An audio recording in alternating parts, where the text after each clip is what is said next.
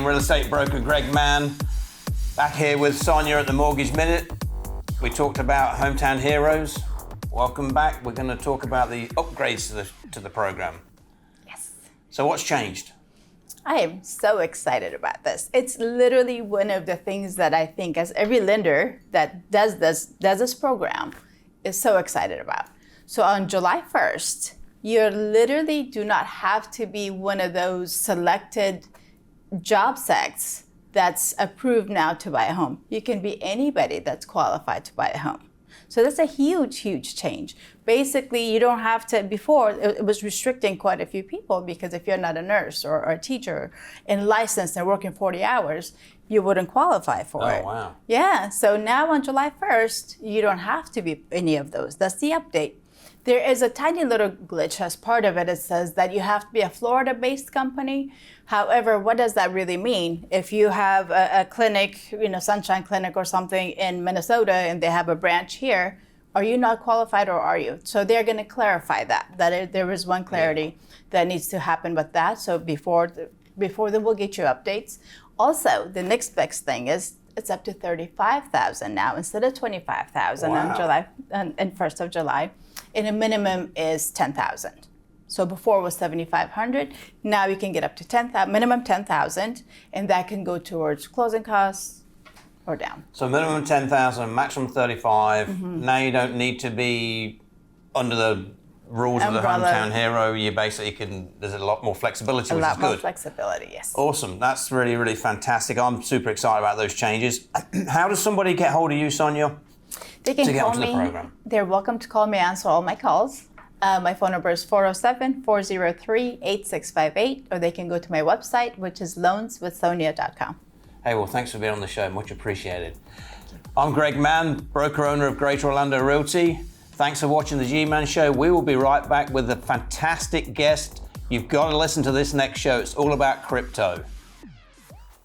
Managing your investment property is as easy as 1, 2, 3. 1. Sign up at GoRent123.com. 2. Let Greater Orlando Realty handle everything for you when it comes to managing your property. From qualifying tenants to collecting rent, processing maintenance requests, and everything in between. 3. Sit back, relax, and count all that money you're making. Earning passive income on your property is as easy as 1, 2, 3 with Greater Orlando Realty. Visit GoRent123.com today. I'm real estate broker Greg Mann, and welcome back to the GMann Show. Super excited to have my next guest. You're going to learn a lot about real estate closings. Anita Malick of the Closing City.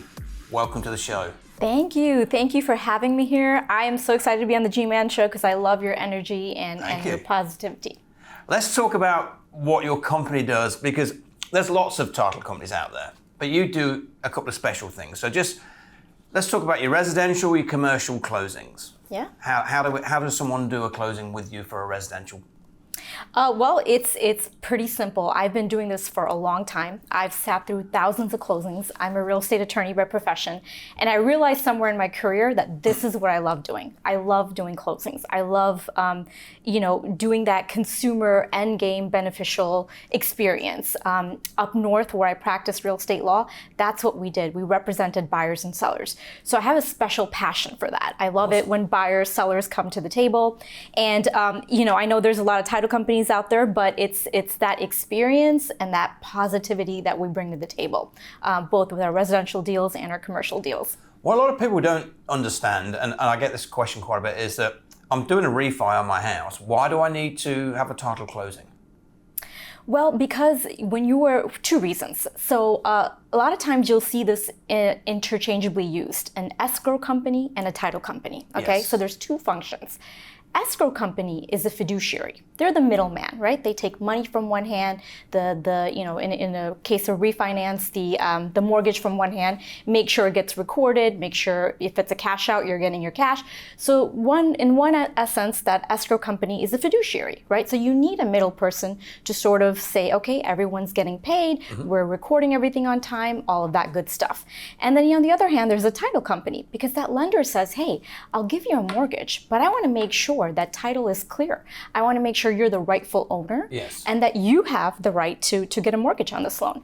So that's where a title company steps in, covers the gap of the chain of the title, makes sure all encumbrances and everything is clear, and then issues that policy to the lender, which is why you need a title and escrow company to do a refinance. Okay, and it's a pretty straightforward process. Once someone contacts you, pretty much you guys do all the work behind the scenes. You're working with the lender, making sure that that's going smoothly too. So another thing you guys do, 1031 exchanges. That's mainly used by investors, but a lot of people don't understand that if you're an extremely wealthy person and you've got a, $10 million yacht, you can do a 1031 on that yacht, can't you? Yeah, and with 1031 exchange, a lot of times the capital gains is the most important thing you have to understand with that. You don't want to be stuck paying something, especially if your purpose is to reuse those funds for another investment. So we're also qualified intermediaries where we can hold that exchange. You have 45 days to identify a new property or properties, and you have 180 days to close. So we can walk you through that process, make sure, first of all, your funds are secure and that you're following the right steps for that IRS code. So it's a pretty straightforward process too, and it actually does save the investor paying tax at the level of tax they're paying currently. They can push that off until they're retired and they're hopefully in a lower tax bracket, and they can also enjoy buying the new boat, buying some more investment properties. Another thing I think a lot of people don't understand when they use a 1031, they can split the funds and purchase more than one property, can't they? Correct. There are strict rules that the IRS gives how you can divvy it up, but yes, you can identify up to 3 properties, or there's a 200% rule where you can identify even more than that. So a qualified intermediary will walk you through it to see, okay, what is your intent?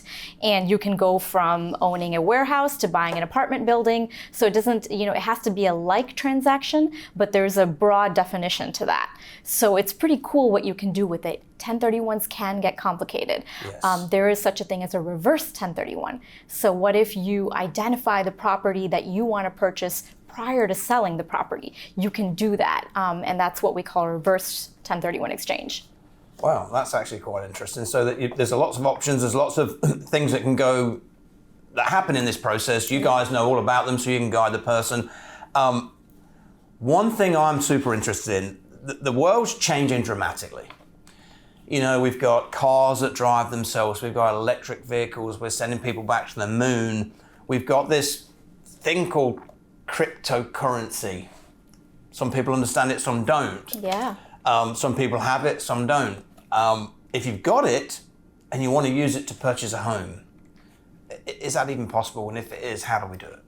It sure is.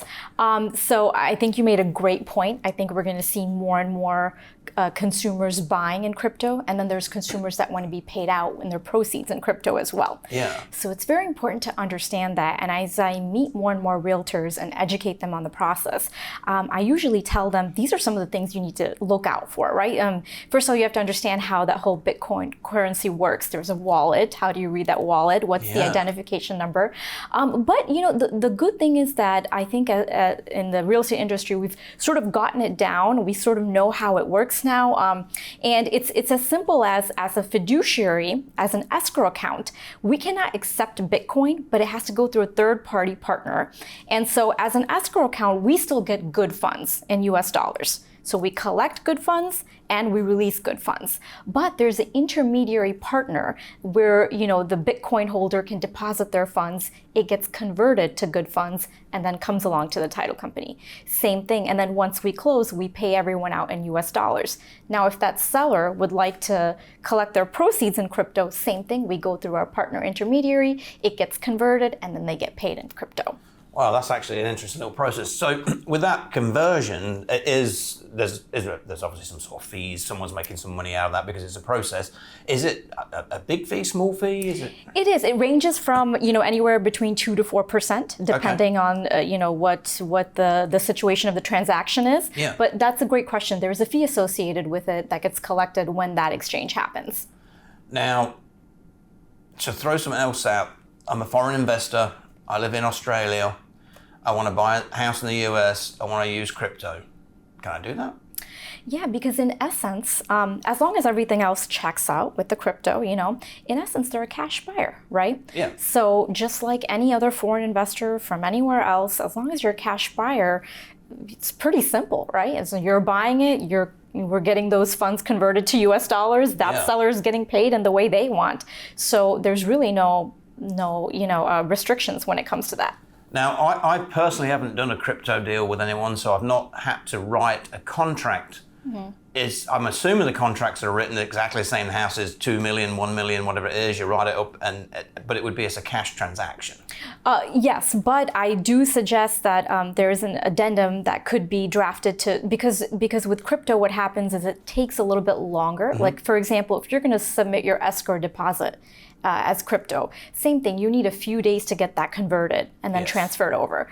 Sometimes it could be done the same day, but you want to make sure as a realtor you're building enough time when you're writing that contract and giving those disclosures that this is what it is, so everyone is aware and we've built in the enough time that we need to. So really, it's similar to someone who's got money in a Swiss bank account.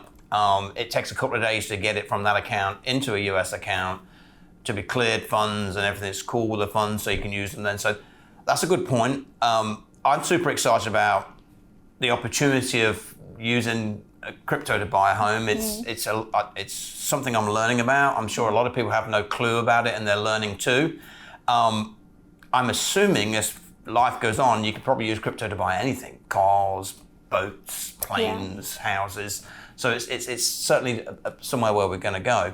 Now, I know you also work really hard with the real estate agent and brokerages. So what do you offer a real estate agent to enhance their career and help them get to a good final place in closing with somebody? Sure. I truly believe that relationship is so important, right? I don't think there's any realtor that has come to the Closing City who is not our friend. So that's the first rule, that if I work with you, you have to be my friend. I have to know a little bit about you. All of us, our whole staff usually knows all our realtors. But what I think I've learned is, what works best is when we meet a partner and we want to learn about them. What are their goals, right? How do they want to advance themselves? And what helps them best, right? I could have cookie cutter ways I can help you. That's fine. That's there too. But let's get creative. Maybe there's something you as a realtor that you want a particular way you want to promote yourself and use our partnership. Whether it could be doing podcasts together, or it could be, maybe we can you have past clients and you want to do a sponsorship brunch with them, let's do that, or whether you're realtors that love to do mailers, so we can get creative with you and work with you. And what is there that we can help you? How can we educate you? So we make sure we do our lunch and learns and offer those add values to make sure you're educated. The one thing, if there was one piece of advice that I could give to realtors, I get this question a lot, is, what can I do to get more listings? Or, obviously your charm. But second, I would say, is educate yourself as much as you can. Yeah, because that's really what's going to give you the edge, right? Yeah, become an expert in your field. Exactly. And you don't need to be an expert on everything, but you need to be an expert on that particular field that you're working there. Exactly. So that's really awesome. Anita, how does somebody get hold of you? How does a realtor get hold of you, or someone who's selling a house get hold of you to use your services? Well, we are fully staffed and we're all here. Our office is located on Sand Lake Road, 4725 Sand Lake Road. And you can call our office, 407-558-3480. You can email us, office@theclosingcity.com, or you can personally reach out to me anytime. I'm on Facebook, LinkedIn, whatever it may be. Hey, that's awesome. I certainly appreciate you coming on and sharing some of the insight into crypto and the things that you do. I'm super excited to be working with you. We do send closings to you, so we're super happy with that. Yes, and I'm always open to feedback. So please, Greg, let us know how we can improve and what you guys know what you're in the field, right? So you know what buyers and sellers like to see. So we're always open to that. All right, well, thanks for being on the show. Thank you. I'm real estate broker Greg Mann. Thanks for watching the GMann Show. We'll be right back.